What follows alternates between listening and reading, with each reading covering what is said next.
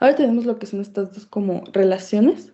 La primera relación va a ser la de volumen-presión, que para esto tenemos lo que conocemos como la ley de Boyle, que dice que a temperatura constante el volumen de un gas es inversamente proporcional a su presión.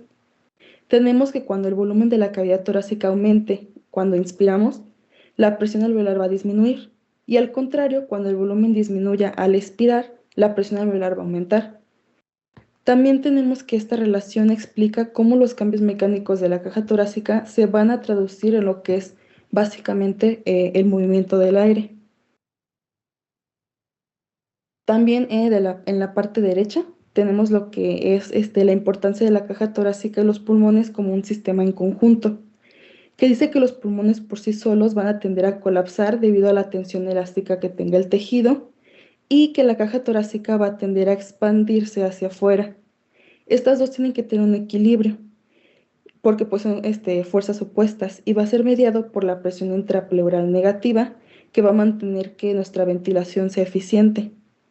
También tenemos que la interacción dinámica entre estos dos lo que va a hacer es que va a asegurar que los cambios de volumen torácico se vayan a transmitir directamente a los pulmones y esto va a permitir la entrada y lo que es bueno, sí, lo que es la entrada y la salida del aire. Y también ya por último que en conjunto van a formar el sistema integrado donde la mecánica de la pared torácica y de la elasticidad pulmonar van a ser inseparables para poder respirar normalmente.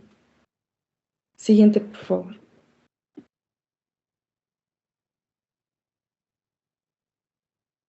Ahora yo les voy a hablar acerca de la mecánica de inspiración en reposo. Para comenzar, pues debemos de entender que la respiración se va a basar en cambios de volumen que generan cambios de presión. La inspiración en reposo es un proceso activo, esto ya que depende enteramente de la contracción muscular. A diferencia de la expiración tranquila, que es un proceso de retroceso elástico pasivo, para inspirar necesitamos gastar ATP. Esto va a tener dos funciones principales. La primera, pues, es que va a ayudar a vencer la resistencia de las vías aéreas. Y la segunda es que nos va a ayudar a expandir el tejido elástico del pulmón y la caja torácica. Siguiente, por favor. Bueno, y ahora les voy a hablar acerca de los músculos de la inspiración y el cambio de los diámetros. Bueno, el objetivo principal de los músculos es expandir la caja torácica en tres dimensiones. Esto para que el pulmón pueda seguir este movimiento. El primero es el diafragma. Este nos va a ayudar a generar el diámetro vertical. Este es el músculo más importante de la inspiración. Por su mecánica, en reposo va a tener una forma de cúpula que cuando se contrae, las fibras se van a cortar y se va a formar un domo que va a descender. Va a tener un efecto en donde se va a alargar la cavidad torácica hacia abajo, generando el diámetro vertical. Y bueno, como un dato clave o importante, es que en una respiración tranquila va a bajar aproximadamente 1 centímetro, pero en una inspiración forzada, como por ejemplo el hacer ejercicio o algo similar, este diafragma va a descender aproximadamente 10 centímetros. Siguiente, por favor. Ahora tenemos la elevación de las costillas que nos van a ayudar a generar los diámetros anteroposterior y lateral. Eh, pues para expandir el tórax, las costillas deben de elevarse. En reposo, las costillas deben de estar inclinadas hacia abajo y para elevarse se deben de proyectar hacia adelante. Eh, Cuando las costillas se elevan, el esternón se va a desplazar hacia adelante y las costillas hacia afuera. Se utilizan dos analogías. La primera es la palanca de bomba o el pump handle, en donde se dice que el esternón se va a mover hacia arriba y hacia adelante. Esto nos va a aumentar el diámetro anteroposterior, como se ve en la imagen. Y tenemos también el de asa de cubo, que es el bucket handle, en donde las costillas inferiores se van a abrir hacia los lados y esto nos va a ayudar a aumentar el diámetro transversal o lateral. Y bueno, en este caso tenemos los músculos intercostales externos, que son los más importantes en estos movimientos, porque son los encargados de generar la elevación. Siguiente, por favor. Bueno, y ahora tenemos los cambios en la presión alveolar. Para ello, pues como lo dijo mi compañera, les tengo que explicar la ley de Boyle, en donde esta ley pues establece que a temperatura constante la presión de un gas es inversamente proporcional a su volumen. Eh, si el volumen aumenta, la presión disminuye. Vamos a tener cambios en la presión alveolar. Pues el primero es antes de la inspiración, en donde la presión alveolar es igual a la atmosférica, que está descrita como 0 centímetros de agua. Y la segunda es al expandirse el tórax, donde los pulmones se estiran y la presión dentro de los alvéolos cae aproximadamente a -1 centímetro de agua, respecto a la presión atmosférica. Esta presión que es ligeramente negativa es suficiente para succionar el aire hacia dentro de los pulmones. Eh, bueno, y esto, siguiente, por favor. Espera, antes de que pases a la siguiente. Entonces, aquí explicaríamos qué pasa durante la inspiración. Entonces, durante la inspiración, el diafragma entonces se va a contraer y la caja torácica se va a expandir.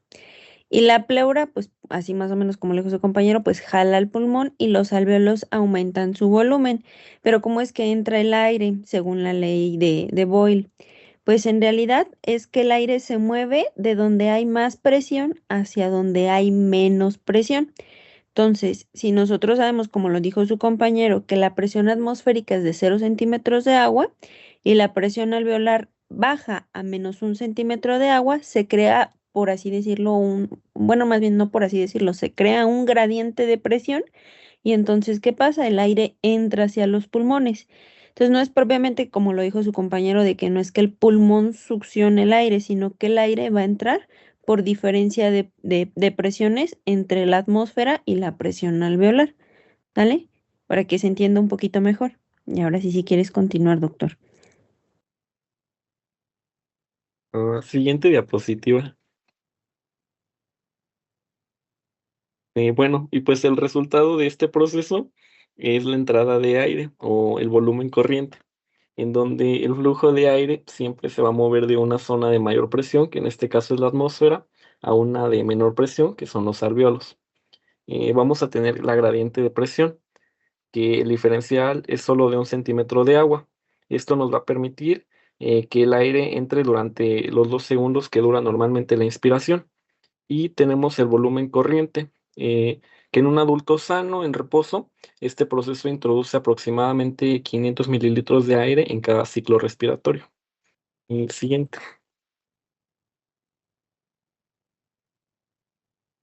Bueno, ahora la expiración pulmonar. Este va a ser un proceso mediante el cual el aire va a salir de los pulmones hacia el medio ambiente. Se va a dividir en dos tipos: la expiración en reposo, que va a ser pasiva, y la expiración forzada, o que va a ser activa. La principal diferencia entre ambas es que la expiración en reposo, pues como tal, no requiere el uso de energía para una contracción muscular, y la expiración forzada sí va a tener que activar a ciertos músculos específicos para poder expulsar mayor cantidad de aire. La que sigue.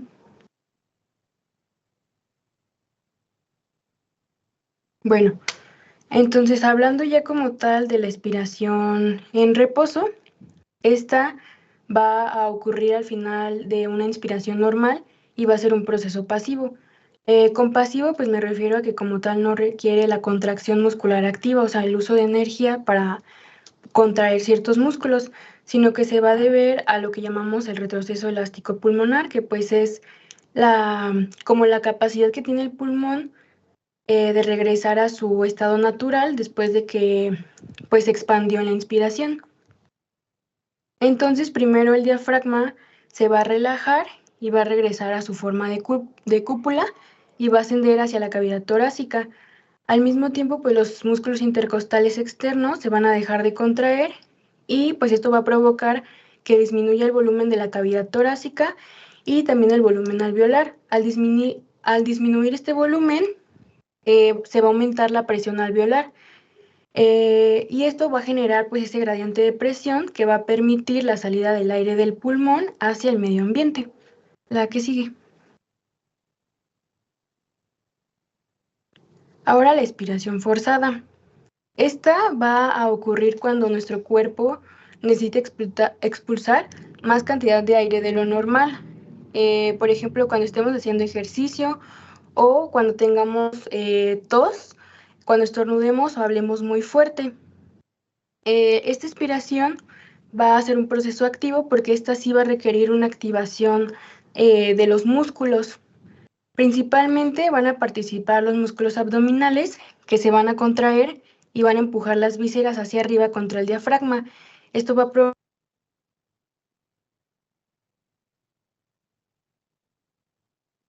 Ay, doctora, ya no te escuchamos. O bueno, no sé si los demás la escuchen. No, doctora. ¿Alguien le puede mandar un mensajito de que no le estamos escuchando? Sí, doctora, déjenle mando un mensaje. Por favor.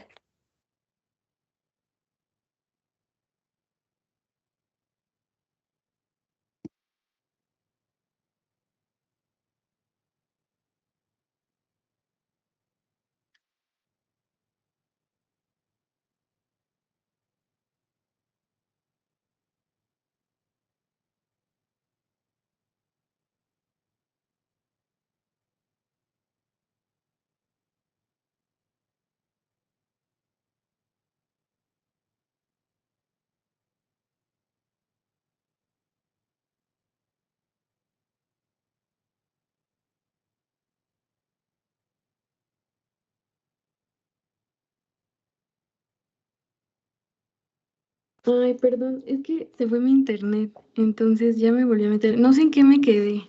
¿Qué fue lo último que escucharon? Pues prácticamente esta diapositiva como que ya no. Pues si quieres Ok, como volver a la explicar, repito. porfa. Bueno, la expiración forzada. Ay, bueno, me dan un minutito en lo que me cambie. Esperen.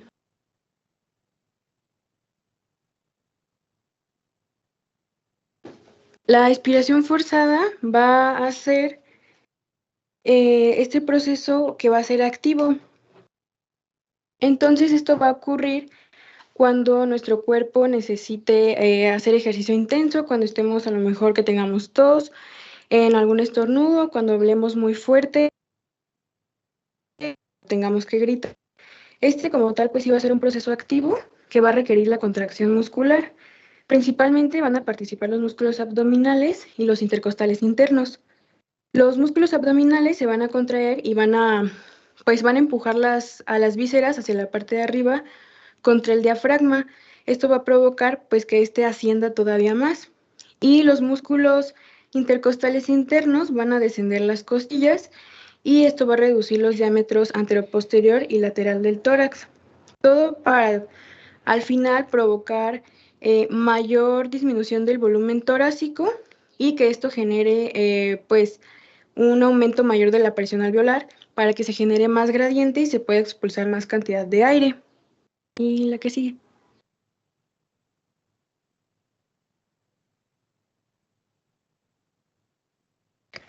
Bueno, ahora voy a hablar de las presiones pulmonares. Voy a empezar hablando de la presión atmosférica. Bueno, pues la presión atmosférica es la presión que ejerce el aire sobre nosotros. Aunque no la sentimos, el aire tiene un peso y este genera una presión. A nivel del mar, esta presión equivale a 760 milímetros de mercurio. La presión atmosférica se considera como 0 centímetros de agua, no porque no existe una presión, sino porque se toma como punto de referencia para medir las demás presiones pulmonares. Siguiente, por favor.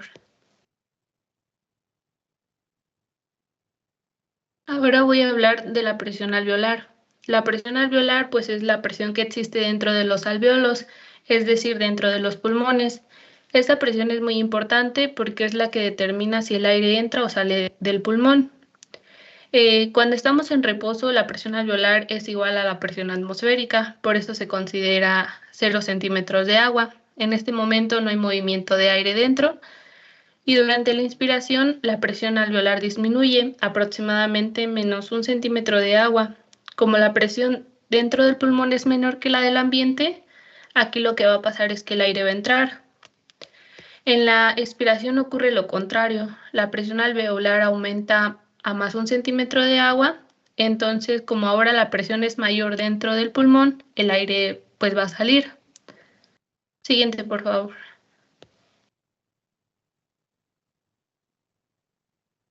Ahora voy a hablar de la presión intrapleural. Esta es la presión que se encuentra en el espacio pleural, es decir, en el espacio que está entre el pulmón y la pared torácica, como se muestra en la imagen. Normalmente esta presión es negativa. En reposo tiene aproximadamente un valor de menos 5 centímetros de agua, lo que durante la inspiración, cuando el tórax se expande, la presión intrapleural se vuelve todavía más negativa, llegando aproximadamente a menos 7 a 8 centímetros de agua. Esta presión negativa es importante, ya que mantiene a los pulmones expandidos. Siguiente, por favor. Espera antes de que pases a la siguiente. Entonces, esta presión intrapleural que les comenta su compañera, pues es súper importante. Entonces, creo que ustedes, no me acuerdo si ustedes se los había dicho. Bueno, si no, de todos modos. Entonces, existen dos pleuras, ¿no? Existe la pleura visceral y existe la pleura parietal. Entonces, la visceral es la que está pegada al pulmón y la parietal es la que está pegada hacia la caja torácica. Entonces, entre esas dos pleuras existe algo que se llama el espacio pleural y es a lo que se le mide pues esa presión intrapleural. Entonces ya se los dijo su compañera, prácticamente lo normal es que nosotros tengamos esa presión negativa, porque digo, ya lo comentó más o menos su compañera, entonces hay dos fuerzas opuestas aquí. Entonces, una es que el pulmón quiere colapsar, ¿no? Se hace un retroceso elástico pues hacia adentro del tejido y la otra es que la pared torácica quiere expandirse hacia afuera. Entonces, esta tensión genera una presión negativa en el espacio pleural. Entonces, los valores, pues ya se los dijeron. Prácticamente lo que hace esa presión intrapleural es generar la fuerza necesaria para contrarrestar que se colapse ese pulmón. Por eso es tan importante. Ahora, ¿qué creen que pasaría si yo, por ejemplo, que me dedico a poner accesos centrales, llego y le presiono, no sé si, bueno, no, es que ustedes están proyectando. Si yo llegara y con una aguja puncionara y cambiara la presión de esas pleuras, ¿qué creen que le pasaría a ese pulmón? Pues la presión dejaría de ser negativa y el pulmón pues podría colapsar. Exactamente, prácticamente la presión intrapleural deja de ser negativa, se iguala a la de la atmósfera y entonces el pulmón colapsa porque se pierde esa fuerza que estaba ejerciendo pues esa presión intrapleural, ¿sí? Entonces hay muchas causas que pueden hacer que esa presión intrapleural cambie y siempre lo que va a suceder es que el pulmón se va a colapsar, ¿sale? Entonces, eso, grábenselo, fue una de mis preguntas del ENAM, esa de la presión, cuánto es la cantidad, lo normal de la presión intrapleural. Entonces, aunque no lo quieran creer, en los ENAMs preguntan este tipo de cosas y esto es muy aplicable pues a la clínica, ¿no? Cualquier cosa que interrumpa esta presión intrapleural ocasiona que el pulmón se colapse por la diferencia de presiones con la atmósfera, ¿vale? Ahora sí, si quieres continuar, doctora. Siguiente, por favor.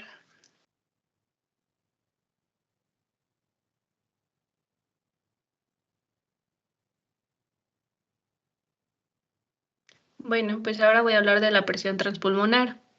La presión transpulmonar es la diferencia entre la presión alveolar y la presión intrapleural.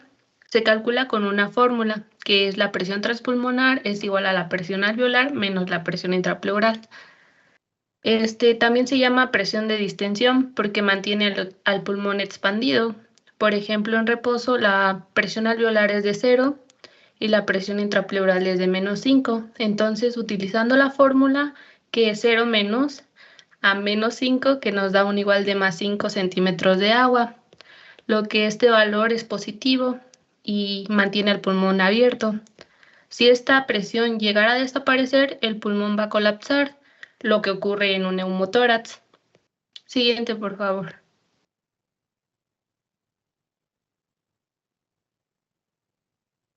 Ahora voy a explicar qué ocurre durante la inspiración, es decir, cuando el aire entra a los pulmones.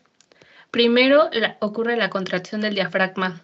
Este se va a distender y se va a aplanar. Segundo, al contraerse el diafragma va a aumentar el volumen del tórax. Como el volumen aumenta, la presión intrapleural se vuelve más negativa, de aproximadamente menos 7 centímetros de agua.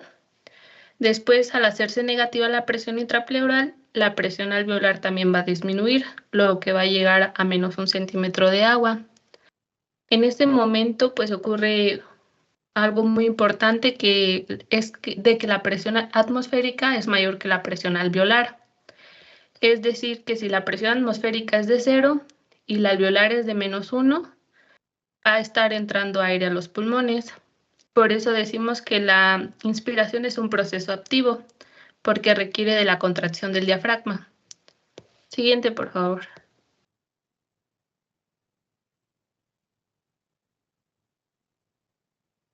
Ahora voy a explicar qué ocurre durante la expiración, que es cuando sale el aire de los pulmones. Pues primero el diafragma se va a relajar y va a volver a su posición normal. Al relajarse el diafragma va a disminuir el volumen del tórax. Al disminuir el volumen, la presión alveolar va a aumentar a más de 1 centímetro de agua. En este momento ocurre lo contrario de la inspiración, ya que la presión alveolar es mayor que la presión atmosférica. Es decir, que la presión alveolar va a ser más 1 y la atmosférica va a ser de 0, por lo tanto el aire no va a salir de los pulmones, perdón. Y pues en condiciones normales y de reposo, la inspiración pues es un proceso pasivo, ya que no requiere de una contracción muscular activa, sino que ocurre por el retroceso elástico del pulmón. Siguiente, por favor.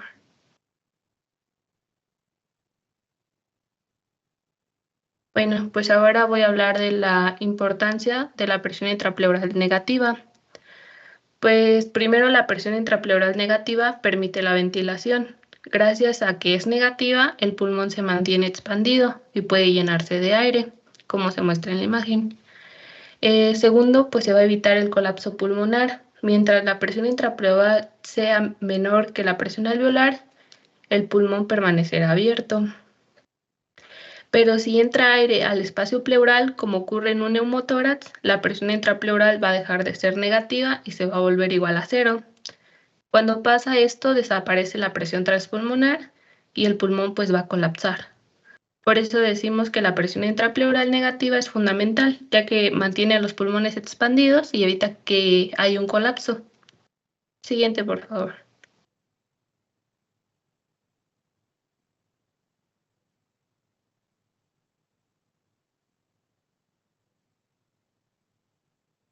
Bueno, ahora vamos a hablar sobre qué es la distensibilidad pulmonar, que prácticamente es pues, la capacidad del pulmón para poder expandirse cuando aumenta la presión transpulmonar. Y esta pues se va a medir con el cambio del volumen pulmonar por cada centímetro de agua de presión. Y en un adulto normal pues un aproximado es de 200 mililitros por centímetros de agua. Y pues prácticamente, pues esto quiere decir que es como qué tan fácil se estira el pulmón cuando pues entra el aire. Y también se utiliza una fórmula que pues es el cambio del volumen pulmonar entre el cambio de la presión pulmonar. Y pues, o sea, ¿va a decir algo, doctora? No, dale, hasta ahorita ya que tú termines de hablar, ahorita yo lo digo. Bueno, entonces, bueno, esta fórmula yo la entendí así como de que, pues, vemos cómo aumenta el volumen del pulmón por cada aumento de la presión. Ajá. Entonces, este término de distensibilidad pulmonar, nosotros lo vemos mucho con los pacientes a los que ventilamos, ¿no? Entonces, el compliance pulmonar nos dice qué tan blando o qué tan rígido es un pulmón. Entonces, como para ponerlo en ejemplos clínicos, para que ustedes lo entiendan, por ejemplo, un paciente que tiene enfisema tiene un alto compliance, es decir, su pulmón está muy distensible. Entonces, por ejemplo, ¿qué pasaría con estos pacientes? Hay una destrucción de sus fibras elásticas y entonces el pulmón se vuelve flácido y se distiende muy fácil, aunque esto no es como una propiedad pues positiva del pulmón, porque entonces pierde la capacidad de regresar a su tamaño normal después de la expansión de volumen, ¿no? Entonces, en el enfisema, nosotros veríamos que el pulmón de ese paciente se infla muy fácil, pero no se va a desinflar bien, ¿vea? Entonces, por eso hay ciertas áreas de atrapamiento aéreo en este tipo de pacientes. Y ahora, ¿qué pacientes pudiesen tener un bajo compliance? Entonces, entendiéndolo así, pues un ejemplo muy fácil sería el paciente que tenga algún cierto grado de fibrosis pulmonar, ¿no? Entonces, aquí, ¿qué pasa? Pues hay un aumento de ese tejido fibroso por la causa que ustedes quieran y el pulmón está rígido. Entonces, se necesita mucha presión para expandirlo, ¿no? Entonces, en la fibrosis el pulmón está rígido y cuesta mucho trabajo aventarle aire. Esto nosotros lo veíamos y esto es algo que ustedes pueden llegar a medir en algún momento si es que le saben al ventilador, ¿no? Eso lo vemos en la ventilación mecánica nosotros. A través de diversas gráficas nosotros podemos evaluar qué tanto compliance tiene un pulmón. Digo, y eso lo veíamos nosotros en los pacientes con COVID. Los pacientes con COVID que pasaban 1 o 2 semanas posteriormente al manejo avanzado de la vía aérea, o sin manejo avanzado de la vía aérea, presentaban un bajo compliance y entonces veíamos pulmones rígidos, pulmones que a pesar de nosotros meterle más de los 500 mililitros, por ejemplo, que marca que es el volumen que le cabe a un pulmón, no se podían inflar porque ese pulmón se volvía rígido por el COVID. Ahora, fuera del contexto de COVID, ¿en qué pacientes vemos todavía esto? Pacientes que hacen síndrome de dificultad respiratoria aguda del adulto, por la causa que ustedes quieran, neumonías, infecciones, el edema pulmonar o en procesos pues neumónicos ya muy extensos. Entonces, prácticamente esto del compliance es como imaginar dos globos. El globo nuevo, pues es fácil de inflar y tiene un alto compliance, ¿no? Un globo que ya está grueso y duro está difícil de inflar y entonces el compliance pues está bajo. Y esto depende tanto de la elasticidad pulmonar, tanto de la tensión superficial alveolar, que eso que es el surfactante que nosotros tenemos, ¿no? Entonces, si se disminuye el surfactante, por ejemplo, en los recién nacidos, ¿no? Yo no veo recién nacidos, pero pues muchas veces vi recibir a los pediatras recién nacidos a los que les agregaban surfactante precisamente para evitar que ese niño empezara con dificultad aguda y que si lo hacía tuviera un adecuado compliance, porque entonces este depende del surfactante. No sé si, no, pues todavía no, ustedes todavía no. En algún momento cuando cursen por pedia, pues van a ver cómo intuban a los niños y les ponen surfactante para evitar que entonces una vez que ventilen o si llegan a ventilar ese niño, pues que no vaya a tener una baja distensibilidad pulmonar, ¿sale? Entonces esta es como una de las diapositivas más importantes. No sé si alguien tenga alguna duda. Doctora, yo, por ejemplo, entonces los niños que, bueno, que tienen lo que es la muerte de cuna, ¿es por una deficiencia de factor surfactante? No, no, no, no. Los niños de muerte de cuna es por otras causas todavía. De hecho, hay algunas otras, como causas que no están bien dilucidadas en los niños. Es realmente por la posición en la que duermen o porque duermen en superficies muy blandas. Y esos niños en general se habla que tienen alteraciones en el control respiratorio, pero a nivel del sistema nervioso central. Y entonces no es como nosotros que si nuestro sistema nervioso central reconoce que tenemos hipoxia, no estamos oxigenando bien, pues entonces activa ciertos mecanismos para que oxigenemos. Y los niños, en realidad los bebés, pues no tienen maduro todavía este centro de la respiración y entonces cuando hacen hipoxia no tienen la capacidad de despertar, llorar y oxigenarse por sí solitos. Entonces esas son las teorías que se tienen de la muerte de cuna, pero no. La deficiencia por surfactante se da generalmente en los prematuros, niños muy chiquitos, de 26, 28, 30 semanas. Los neonatos, pues prematuros, es en ellos porque todavía no se alcanza a hacer una maduración pulmonar y no se alcanza a liberar adecuado surfactante.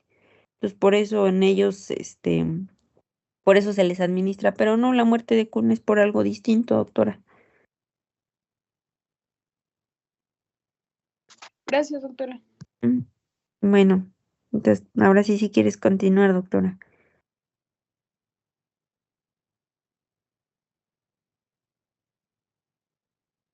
Sí. Bueno, entonces ahora vamos a hablar sobre la relación presión-volumen. Aquí es importante remarcar que pues la curva no es lineal y pues ahora sí que la diferencia entre pues esta curva se va a llamar histeresis, que pues va a ser la diferencia en la presión volumen entre la inspiración y la expiración, causada principalmente por cambios en la tensión superficial alveolar. Y pues, ¿por qué ocurre? O sea, puede ser por propiedades elásticas del tejido, por la tensión superficial alveolar o justamente por la presencia de surfactante, porque pues el surfactante hace que los alvéolos pues sean como que más fáciles de expandir después de que pues ya se abrieron. Por eso la inspiración pues no sigue como la misma curva a diferencia de la inspiración. Ándale, justo esa curvita, doctora, es la que nosotros vemos en el ventilador. Entonces, a través de esa nosotros identificamos pues la presión pleural y cómo se ve el cambio de volumen. Prácticamente esa grafiquita que les puso su compañera es como normalmente debe de verse esa gráfica. Cuando nosotros vemos un paciente que tiene un aumento de la rigidez pulmonar, es decir, que su compliance ya está comprometida, en general vemos esa curva un poquito más vertical, ¿no? Se ve como más paradita la curva.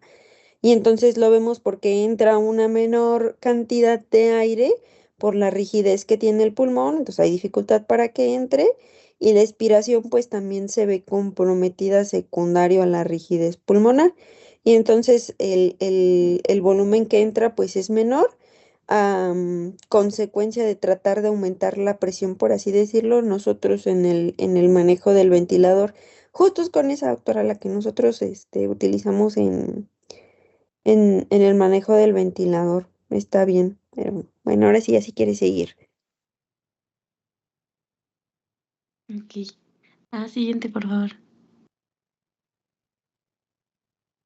Bueno, y ahora pues vamos a hablar sobre la elasticidad pulmonar, que pues esta es la tendencia del pulmón a regresar a su estado original después de expandirse. A diferencia de la distensibilidad, pues esta va a ser todo lo contrario. Cuando haya una alta elasticidad, pues el pulmón pues va a regresar fácilmente, pero cuando haya una baja, pues entonces el pulmón pues se va a hacer más rígido.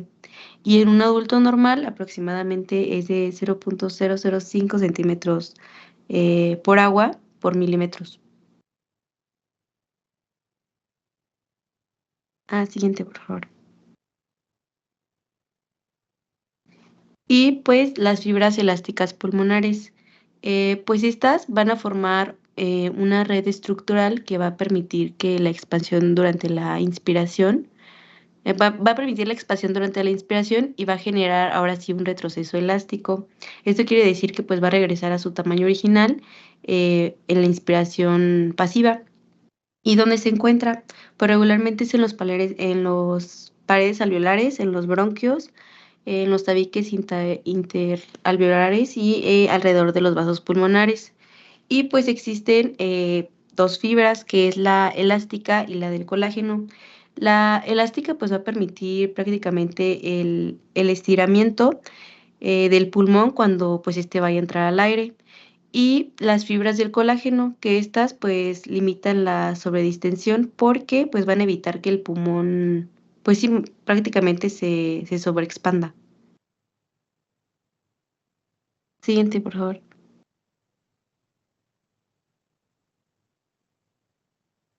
Y ahora el retroceso elástico, que esta pues va a ser la fuerza que permite que el pulmón se vacíe de forma pasiva y va a depender de dos cosas, de las fibras elásticas y de la tensión superficial alveolar. Pues cuando dejamos de inspirar y relajamos el músculo, pues el pulmón por sí solo pues va a tender a regresar a su estado original. Y cuando el pulmón tiene elastina en su estructura, pues se va a expandir durante la inspiración y bueno, estas fibras pues van a permitir que se pueda estirar. Y pues dentro del alvéolo pues va a existir como tal pues un líquido que este va a generar como la tensión superficial y va a tender como que al colapso. Y pues en este caso pues puse justamente los dos ejemplos que dio la doctora, que era el enfisema y la fibrosis. En este caso, pues en el enfisema pues se destruyen las fibras elásticas, va a disminuir el retroceso y ahora sí se atrapa el aire. Y en la fibrosis va a aumentar la rigidez y ahora sí va a disminuir la distensibilidad.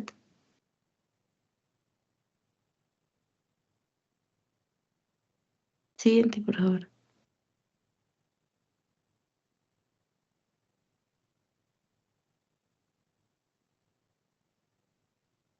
Bueno, y ahora como tal, son las diferencias de la distensibilidad pulmonar y a diferencia de la torácica. Pues prácticamente la pulmonar, pues es la capacidad del pulmón por sí solo para poder expandirse, a diferencia de la torácica, que pues es su capacidad de expandirse, pero solamente de la caja torácica. La pulmonar pues va a depender de las fibras elásticas y de la tensión superficial, a diferencia de la torácica, que esta va a permitir, bueno, va a depender, perdón, de la elasticidad de las costillas, de los músculos y de los tejidos de la pared torácica. Y pues la distensibilidad pulmonar, pues como ya lo habían dicho, va a tener tendencia natural al colapso, a diferencia de la torácica, que esta pues va a expandirse hacia afuera. Y pues su valor aproximado es de 200 milímetros por centímetros de agua, pero cuando este sistema se combina, va a reducir la presión. En este caso, pues va a ser aproximadamente de 110 milímetros por centímetros de agua, porque pues estas van a actuar en conjunto. Y pues nada más la diferencia aquí, pues un ejemplo sería que pues va a haber disminución en la fibrosis y aumento en el efisema, en la distensibilidad pulmonar. Y pues en la torácica va a haber una disminución de deformidades torácicas o incluso una obesidad severa.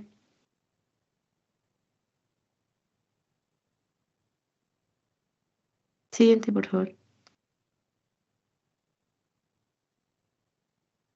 Ahora yo les voy a hablar de lo que es la tensión superficial alveolar.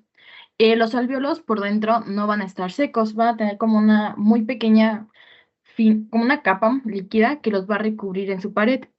En esa superficie donde se va a juntar lo que es el aire y el líquido, las moléculas de agua se van como a atraer entre sí y va a generar una fuerza llamada que es la tensión superficial.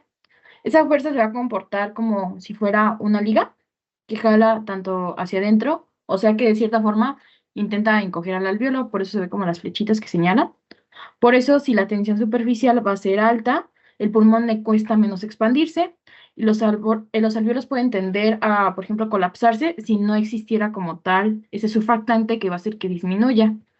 Entonces, ya les había dicho que como tal las flechas que representan hacia adentro es justo la fuerza que aprieta al alvéolo y lo quiere hacer más pequeño. Entonces, actúa como una fuerza para evitar el colapso. Entonces, ¿qué va a suceder? Va a aumentar el retroceso elástico del pulmón porque este tiende como a regresarse y a cerrarse más fácil y hace que cueste más trabajo inflarlo en la inspiración porque necesitas más presión para vencer esa fuerza que lo está cerrando.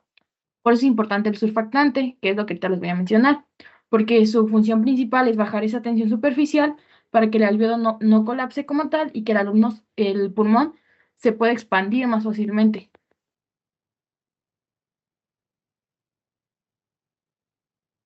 Ahora yo les voy a explicar de lo que es la ley del Blaise.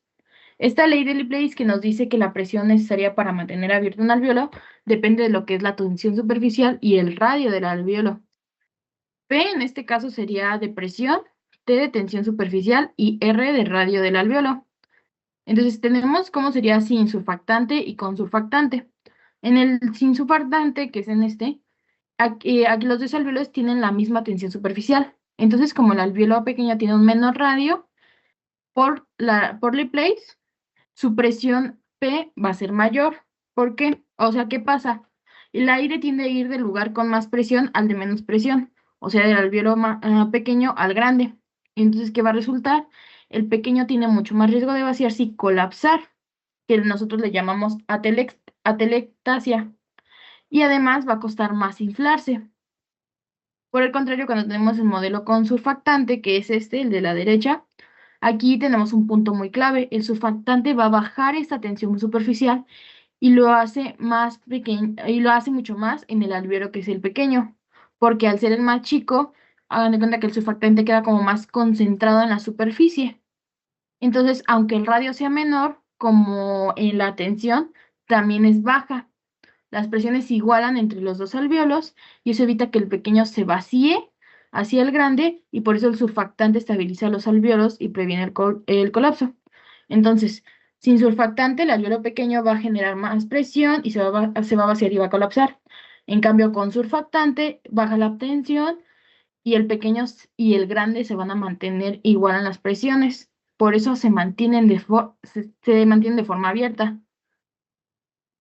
Ándale, pues prácticamente bien explicadito lo que les dice su compañera. Entonces, una telectasia pues no es más que un colapso alveolar, ¿no? Y aunque ahorita su compañera les explica lo del surfactante, existen muchas otras causas de colapsos alveolares, ¿sale? Están las obstructivas, por ejemplo, que son las más frecuentes, mucho más que la del déficit del surfactante. Por ejemplo, en los pacientes que tienen neumonía, tienen algún tapón mucoso y no permite que se haga esta distensión alveolar de manera adecuada, ¿no? Entonces, pues prácticamente hace que el aire distal se reabsorba y el alvéolo se colapse. También existen las compresivas, como por ejemplo por el derrame pleural o por alguna masa, que exactamente hacen lo mismo. El aire distal no más bien se reabsorbe y otra vez el alvéolo colapsa. La de la disminución del surfactante, pues esa ya la explicó su compañera, y más frecuente ahí, eso ustedes lo van a ver si se hacen pediatras un día. Y la telectasia posoperatoria. Esa también es sumamente frecuente por dolor o porque no han ventilado bien al paciente durante la cirugía y por acúmulo de secreciones durante las horas que esté el paciente en el proceso quirúrgico. Entonces, prácticamente si la presión transpulmonar disminuye, no hay fuerza que mantenga ese alveolo abierto y entonces, ¿qué pasa? ¡Pop! Como un globito, se colapsa, ¿no? Y entonces esto pues favorece que se hagan atelectasias. Y ahí el paciente que siente tienen disnea, les da trabajo respirar, se ponen taquipnéicos, es decir, están respirando más veces por minuto, te desaturan, ¿sí? Entonces, aunque suene como algo así como muy X o muy como, pues sí, muy X lo que les explica su compañera, para la clínica tiene bastante relevancia, ¿sale? Pues nada más. Ahora sí, si quieres continúa, doctora. Sí, claro, doctora, muchas gracias. Ahora les voy a hablar como tal del neumocito tipo 2, el surfactante. Aquí estamos viendo lo que es el neumocito tipo 2, que es la célula encargada de producir el surfactante. En el dibujo se ve la pared del alvéolo con su lámina de líquido por dentro. Y esa capa es la que genera la tensión superficial que les estaba mencionando. El neumocito tipo 2 va a hacer tres cosas. Va a sintetizar el surfactante, lo va a almacenar en sus cuerpos lamelares y luego lo va a secretar hacia la superficie alveolar, justo para que se mezcle con la lámina de líquido. ¿Y esto para qué nos va a servir? Su principal función va a ser disminuir la tensión superficial, la interfaz del aire líquido. Al bajar esa tensión, ¿qué va a suceder? El alvéolo se va a expandir mucho más fácil porque mejora la distensibilidad, se va a necesitar mucha menos presión para inflarlo, baja el trabajo respiratorio y sobre todo lo que más nos importa, que va a estabilizar los alvéolos de distinto tamaño que les mencionaba antes, evitando que los pequeños vayan a colapsar y justo todo lo que acaba de mencionar la doctora, la atelactasia. Entonces, el neumocito tipo 2 produce surfactante para que el alvéolo no se cierre y para que respirar cueste menos. Y pues muchas gracias y esas serían nuestras referencias. Muy bien, no sé si hubo alguien que se quedara con alguna duda,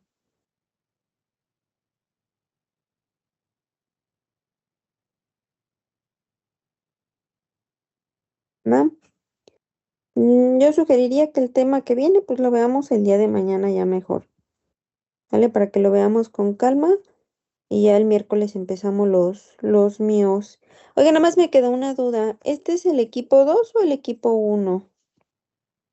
Porque vi que su diapositiva decía equipo 2, pero pues según yo ustedes son el equipo 1, ¿no?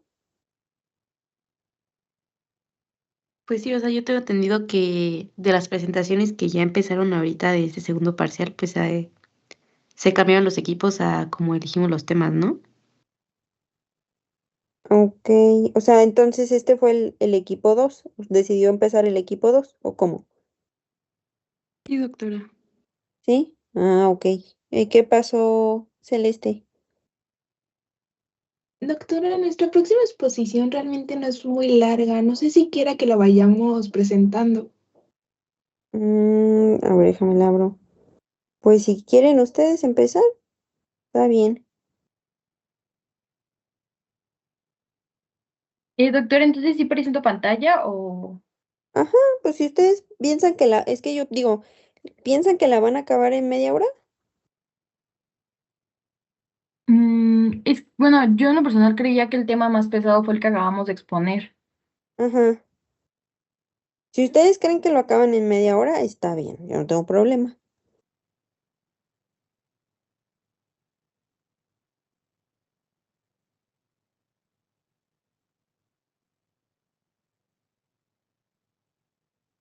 Bueno, pues empezamos a hablar sobre circulación pulmonar. Pues ya somos el equipo 2 y vamos a empezar.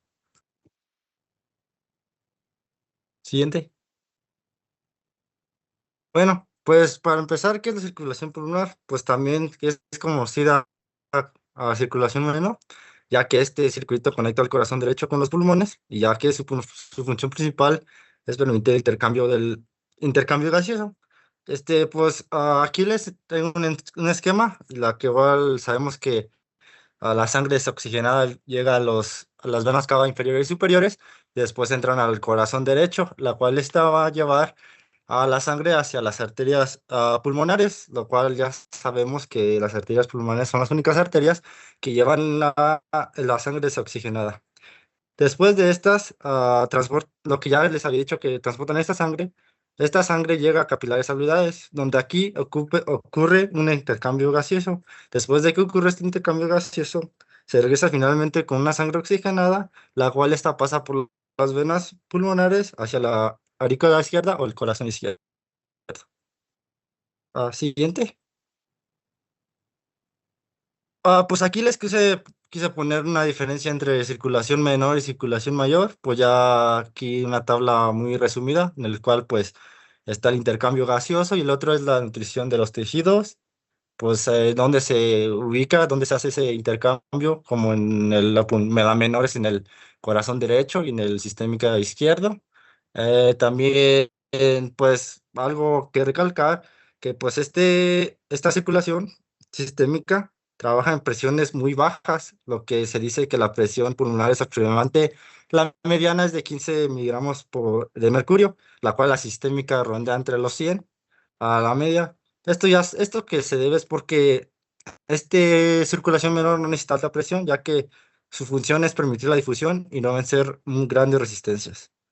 La siguiente.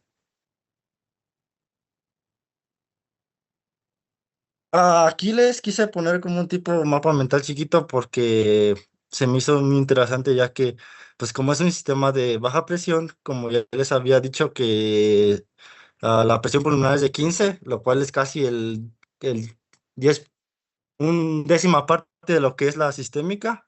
Ya aquí vemos que tiene una baja presión, baja resistencia y alta sensibilidad. Lo que es la alta sensibilidad es que cuando hay mucho gasto cardíaco, en lugar de que eleve la presión, reclutan más capilares, en cuales estos se destienden y mantienen que esta presión sea baja y evitan el daño alveolar, ya que pues si en esta presión en los alveolos es demasiado, puede haber una filtración de líquido y puede generar un edema pulmonar. Y creo que sería lo resumido a pero me gustó mucho cómo aquí lo puse. Siguiente. Aquí les voy a explicar sobre la relación intercambio gaseoso. Pues primero, la ventilación. ¿Qué es la ventilación? pues esta es la renovación del aire al alveolo, manteniendo la alta presión parcial del oxígeno y la baja del CO2 o dióxido de carbono. Pues como ya nos habían comentado mis compañeras, que al inspirar entra aire con oxígeno y aumenta la presión, presión parcial del oxígeno al alveolo. Y al inspirar se elimina este CO2 o dióxido de carbono, el cual pues va a disminuir su presión alveolar. Pues primero llega la sangre al capilar pulmonar, la cual tiene baja presión parcial de oxígeno y alta presión parcial de dióxido de carbono, ya que pues este viene de los tejidos donde este oxígeno ya fue utilizado y pues se produjo este CO2. Después llega la llegada a la sangre venosa, perdón. Después de llega al capilar pulmonar, la cual pues como ya habíamos dicho que esta sangre tiene baja presión de oxígeno y alta de presión de dióxido de carbono, pues es ya que como este ya fue utilizado, pues se produjo mucho CO2. Ya luego llega la difusión, la cual mueve desde la sangre hacia el alveolo este CO2, ya que este mecanismo se difunde por el gradiente de presión, como nos había dicho nuestra compañera, que entre más presión haya, se mueve estos, estos gases. Ya después la difusión por oxígeno, ya que este oxígeno pasa del alveolo hacia la sangre, pues su mecanismo, ya que como la presión del oxígeno es mayor en el alveolo, en la sangre venosa, se difunde a través de la membrana alveolo-capilar, ya que esto ocurre por difusión simple. Aquí también quería agregar sobre la unión de la hemoglobina. Después de que el oxígeno entra al plasma, se une a la hemoglobina rápidamente, ya que esto mantiene la baja presión del oxígeno, ya que libera en el sangre y lo que permite que siga entrando más oxígeno hacia la sangre. Y ya después lo que pasa es que la sangre sale con una presión alta en presión parcial del oxígeno y ya pues el dióxido de carbono es bajo. Y pues en resumen es que la ventilación mantiene alta presión parcial de oxígeno en el alveolo, el cual y baja en el dióxido de carbono, ya que cuando llega la sangre venosa con baja presión del oxígeno y alta presión del dióxido de carbono, se crean estas gradientes de presión parciales, lo cual CO2 se difunde hacia el alveolo y el oxígeno se difunde a la sangre por difusión simple a través de la membrana alveocapilar. Y siguiente.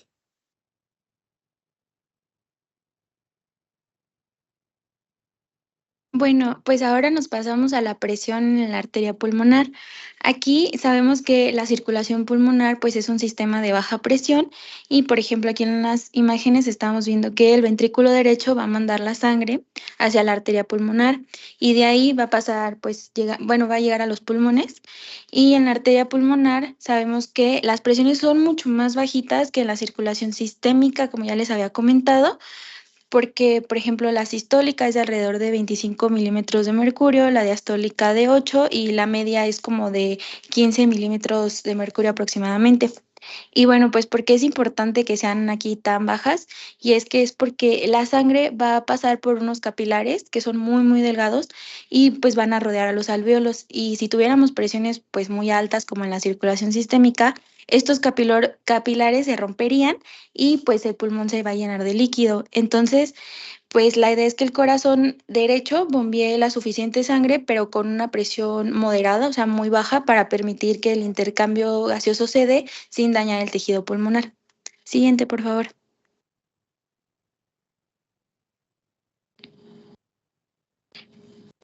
Bueno, pues aquí ya la presión capilar de la que les estaba hablando. Después de la arteria pulmonar, la sangre va a llegar hacia los capilares que van a estar rodeando los alvéolos y pues son como los que están ahí dibujados. Bueno, en la imagen, la presión capilar pulmonar promedio es de 7 milímetros de mercurio y pues esa es como la presión en el punto pues justo. Es suficiente para que la sangre circule y haya un intercambio gaseoso correcto, pero pues es baja para evitar que el líquido se salga de los capilares y llegue hacia los alvéolos. Cuando esa presión se va a mantener cerca de estos valores, podemos decir que el pulmón va a estar seco y funcionando correctamente. Cuando la presión sube mucho ahí en los capilares, por ejemplo, arriba de 20 a 25 milímetros de mercurio, que igual sería como algo bajo a comparación de la circulación sistémica, pero pues aquí es muy alto, ahí va a aumentar el riesgo de edema pulmonar, o sea, que se acumule líquido en el intersticio de los alvéolos y pues entonces al paciente le va a costar muchísimo trabajo poder respirar bien. Siguiente, por favor.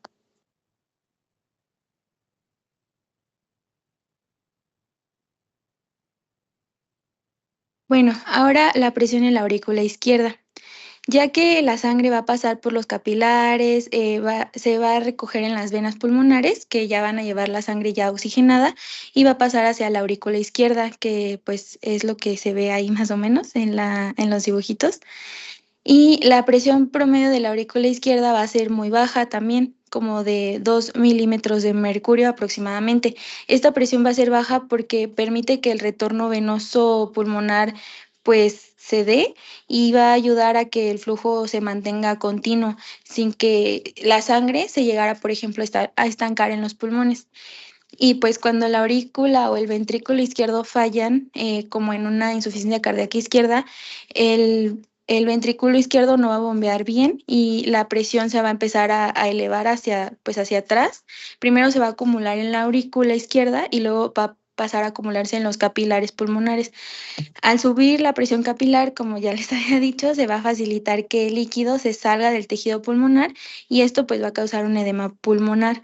Por eso muchas veces que llegamos a ver o que nos dicen, un problema del corazón izquierdo se va a manifestar como con signos respiratorios como disnea o crepitantes. Siguiente, por favor.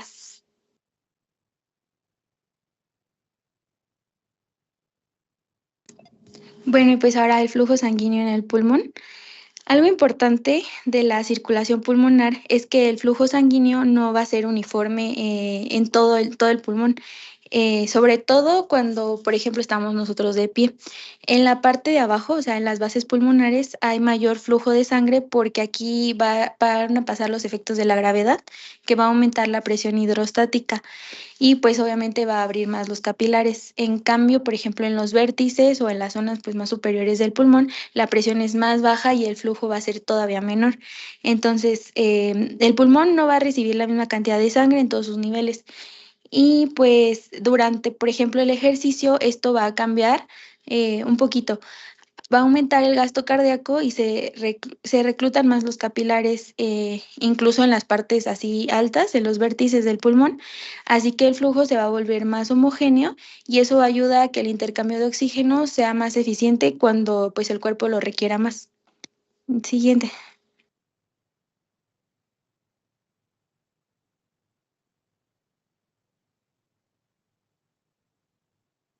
Yo les voy a hablar sobre las zonas de West. Básicamente, este modelo nos ayuda a describir cómo la ventilación y la perfusión se distribuyen de una manera desigual en las diferentes regiones que tiene el pulmón, gracias a la presión que ejerce la gravedad sobre nosotros. Este modelo nos ayudó a comprender dos cosas, que fue la eficiencia del intercambio gaseoso y la relación que hay entre la ventilación, que lo vamos a representar con una V, y la perfusión, que lo vamos a representar con una Q. En la primera zona, que está localizada justo en el vértice del pulmón, aquí la ventilación es mayor que la perfusión.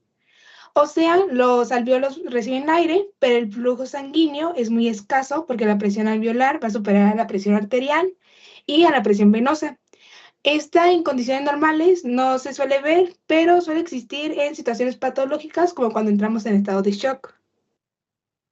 Luego tenemos a la zona 2, que está localizada en la parte media del pulmón. Y esta tiene algo muy característico, que es el equilibrio entre la ventilación y la perfusión.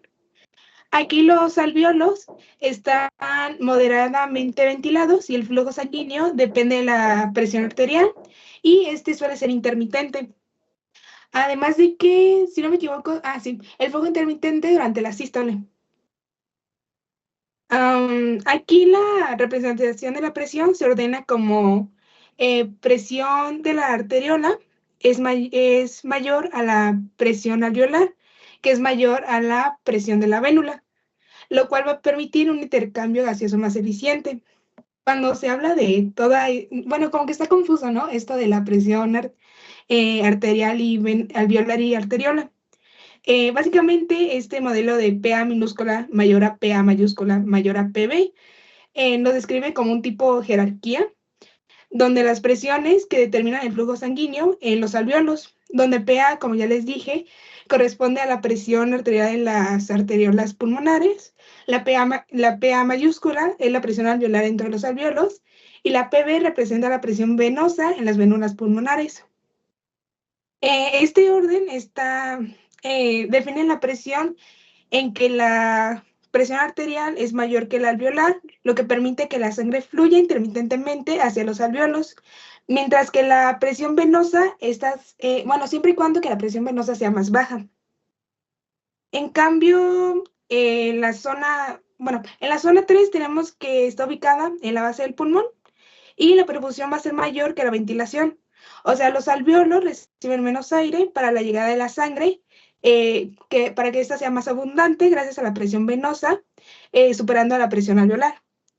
La zona 3 tiene una notita ahí abajo, que es presión arterial, como la venosa supera la alveolar, lo que asegura que el flujo sanguíneo continúe un abundante flujo de sangre y favoreciendo el intercambio gaseoso.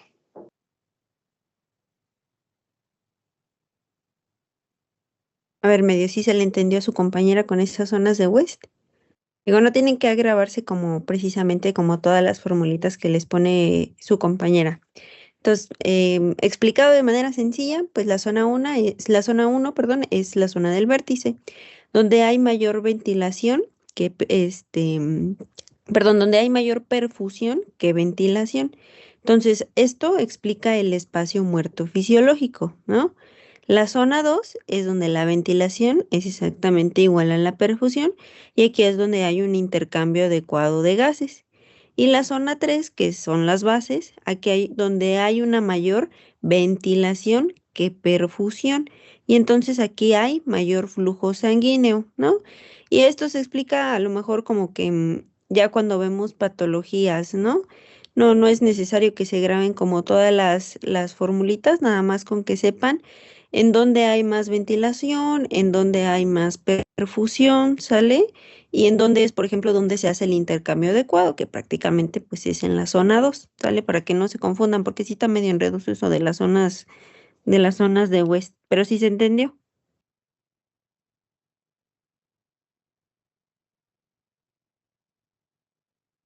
Sí, doctora, gracias.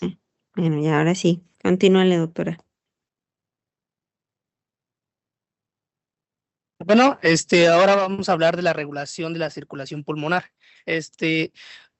Para empezar a explicar la regulación de la circulación pulmonar, tenemos que tener en cuenta que el objetivo principal del pulmón es que la sangre pase por los alvéolos, que sí tiene aire y oxígeno, porque solamente ahí se puede oxigenar correctamente. Bueno, si la sangre pasa por un alvéolo pues que no tiene aire, esa sangre no se va a oxigenar. Entonces, afecta la oxigenación del organismo. Entonces, aquí está, como se muestra en la diapositiva, se ve el mecanismo que va a ser la vasoconstricción hipóxica pulmonar. ¿En qué consiste esto? Pues es cuando un alvéolo disminuye la cantidad de oxígeno, especialmente cuando la presión parcial del oxígeno pues baja aproximadamente de unos 70 milímetros de mercurio. Entonces los vasos sanguíneos que están alrededor de ese alvéolo se van a contraer, entonces por lo tanto se van a hacer más estrechos. Y por lo tanto, esto va a ocurrir porque el músculo liso de las arteriolas pulmonares detectan que hay poco oxígeno, entonces como un mecanismo de defensa se van a responder contrayéndose. Y al momento de que se contrae el vaso va a hacer que pase menos sangre por esa zona. Entonces, si en un área de pulmón está mal ventilada, va a tener un nivel de oxígeno menor. Entonces, automáticamente recibe menos flujo sanguíneo. ¿Podrías cambiar a la siguiente diapositiva, por favor?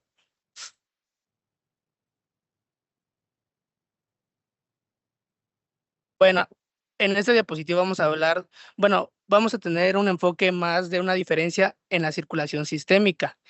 En la circulación pulmonar es un sistema se caracteriza principalmente porque va a tener una baja presión y una baja resistencia.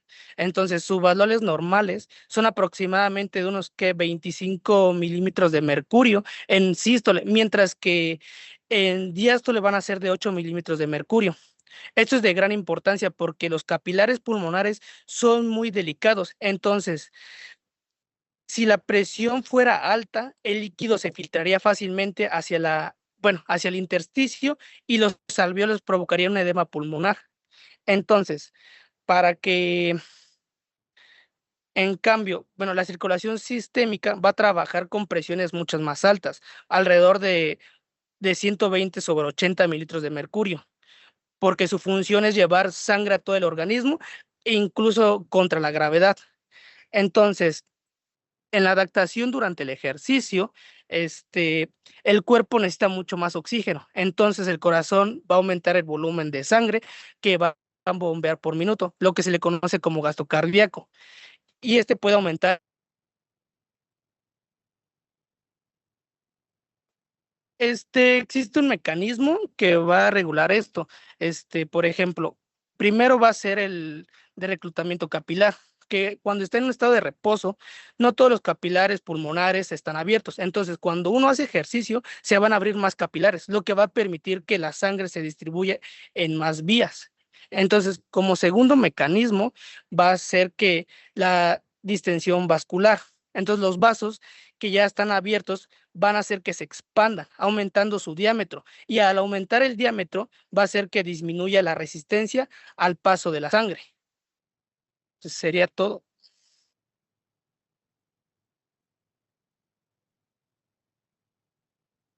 Bueno, les voy a hablar de los intercambios de líquidos y el edema pulmonar. Pues en el pulmón siempre va a haber un intercambio de líquidos entre los capilares, el intersticio y los alvéolos. Y esto va a ser normal mientras haya un equilibrio. Cuando hay el equilibrio, no se va a acumular el líquido en los alvéolos y el alvéolo va a quedar seco, entonces va a provocar una oxigenación adecuada. Y cuando no hay equilibrio, primero el líquido se va a empezar como a acumular y va a pasar al intersticio y luego va a pasar a los alvéolos, lo que va a provocar que aparezca el edema pulmonar y haya una mala oxigenación. Siguiente, por favor.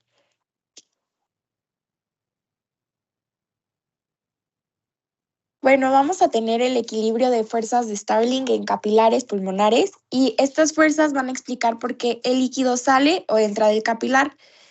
Es como, por ejemplo, las fuerzas van a empujar el líquido hacia afuera y van a jalar el líquido hacia adentro. Bueno, siguiente, por favor. Acá se los explico mejor. Y van a ser 4 fuerzas de Starling. La primera va a ser la presión hidrostática capilar, que va a ser pues la fuerza de la sangre empujando, que va a empujar el líquido del capilar, no, el líquido hacia afuera del capilar y va a favorecer la filtración. Si aumenta mucho, puede llegar a provocar un edema. Después vamos a tener la presión hidrostática intersticial, que es PI, y va a ser la que se va a oponer a que salga más líquido, o sea, va a frenar la filtración. Vamos a tener también la presión oncótica plasmática, que va a ser producida por proteínas como la albúmina y va a jalar el líquido hacia adentro del capilar, lo que va a favorecer la reabsorción. Si baja, puede provocar edema. Y vamos a tener también la presión oncótica intersticial, que va a atraer el líquido hacia el intersticio y va a favorecer la filtración. Siguiente, por favor.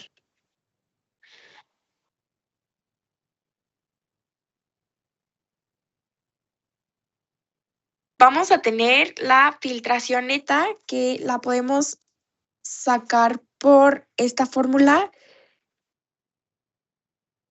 que va a ser la presión hidrostática capilar menos la presión hidrostática intersticial y la presión oncótica plasmática menos la presión oncótica intersticial.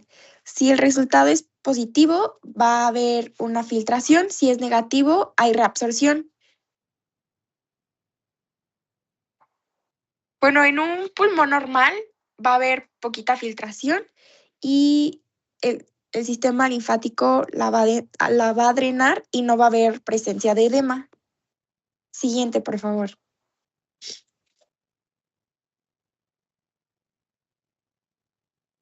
Presión hidrostática capilar pulmonar. ¿Qué es? La presión hidrostática capilar pulmonar va a ser la presión con la que la sangre va a empujar el líquido desde el capilar pulmonar hacia afuera del intersticio o el alveolo. Y sus valores normales van a ser de 7 a 10 milímetros de mercurio en capilares pulmonares. Va a aumentar cuando hay insuficiencia cardíaca, sobrecarga de volumen y estenosis mitral.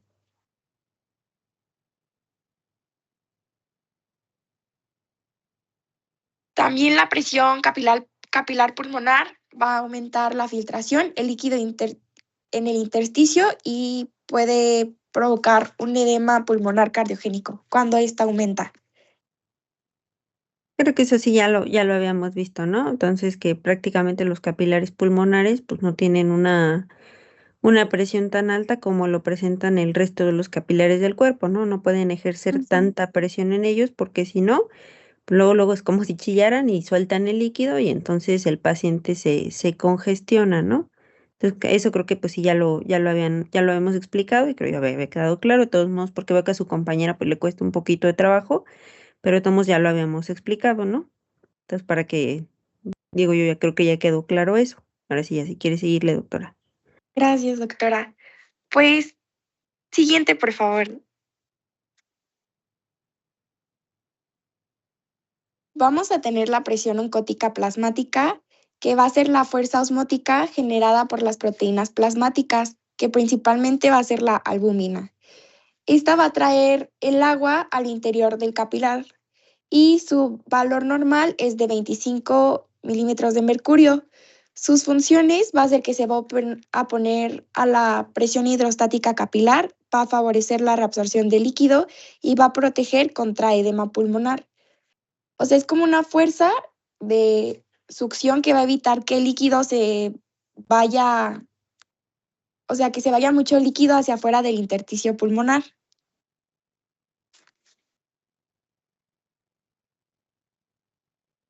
Siguiente, por favor.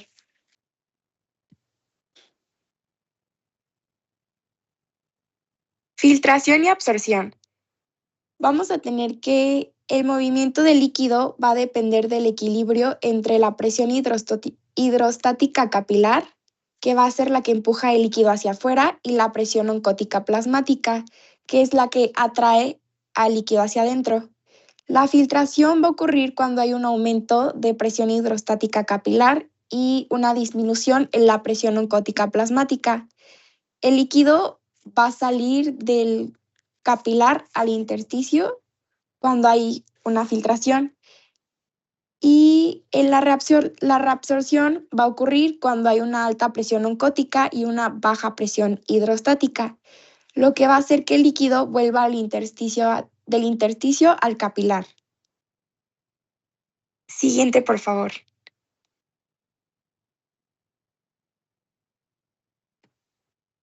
Y como mecanismo de formación del edema, vamos a tener que va a aparecer cuando el sistema no puede mantener el equilibrio de los líquidos. Va a ocurrir cuando el líquido se acumula en el intersticio, se satura el sistema linfático, el líquido pasa a los alvéolos, se altera la difusión del oxígeno y el dióxido de carbono y aparece la dificultad respiratoria. Va a ser provocado también por el aumento de filtración capilar, que va a ser cuando hay un aumento de la presión hidrostática, una disminución de la presión oncótica y un aumento de la permeabilidad capilar. También va a pasar el líquido a los alvéolos y va a haber un edema pulmonar no cardiogénico que va a ser por daño de la membrana alveolocapilar. Otro mecanismo puede ser el edema pulmonar cardiogénico, que va a ser por el aumento de presión venosa pulmonar, lo que puede ser una insuficiencia cardíaca izquierda. Va a ocurrir cuando las fuerzas de Starling y el drenaje linfático son incapaces de mantener el equilibrio normal de líquidos en el pulmón. Siguiente, por favor.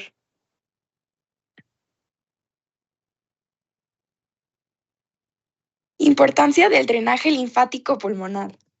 Bueno, el sistema linfático pulmonar va a ser como un sistema de limpieza que va a drenar el exceso de líquido filtrado por los capilares y lo va a devolver al torrente sanguíneo. Va a mantenerlos secos y funcionales a los alvéolos y va a prevenir la formación de un edema pulmonar. Si el drenaje es eficiente, se va a poder mantener el equilibrio de los líquidos, se va a evitar la acumulación en el intersticio y no se van a llenar los alvéolos. Se va a conservar un intercambio gaseoso.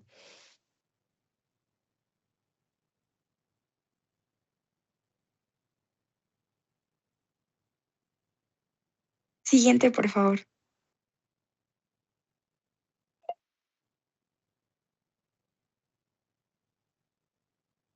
Y ya esa fue toda la exposición, esas son nuestras referencias. Muchas Ujú. gracias. Pues prácticamente entonces esto ya es algo muy similar a lo que habíamos visto, ¿no? Pues lo que comentábamos de que la circulación pulmonar pues es un sistema de baja presión que está diseñado para optimizar el intercambio gaseoso sin inundar a los alvéolos y su equilibrio pues va a depender de muchas cosas, entre ellas presiones vasculares, una adecuada ventilación y las fuerzas de Starling. Y alteraciones en este sistema pues explican enfermedades pues muy comunes, ¿no? Como ya lo dijeron sus compañeras, el edema pulmonar, la hipertensión pulmonar y la insuficiencia cardíaca. Entonces, no sé si alguien se quedó con alguna duda.